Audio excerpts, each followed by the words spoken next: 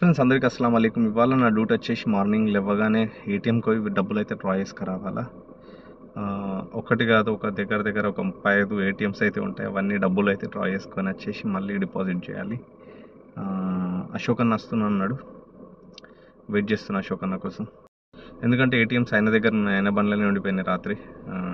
అవి తీసుకొని ఇప్పుడైతే ఏటీఎం దగ్గరికి అయితే పోవాలి. Stay tune. హబీబీ जीप ठीक है.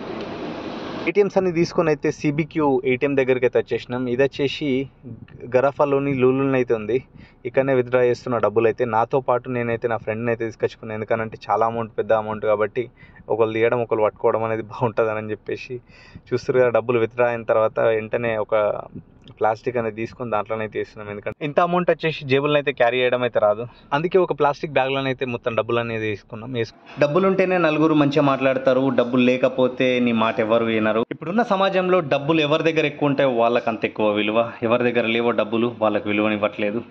దగ్గర 28,500 అంటే దగ్గర మన ఇండియన్ మనీలో చూసినట్టయితే దగ్గర 6,50,000 ఉండేఉండొచ్చు. 6,50,000 అప్రాక్సిమేట్లీ ఉండొచ్చు. ఇవి మేము వేసే జీతాలు.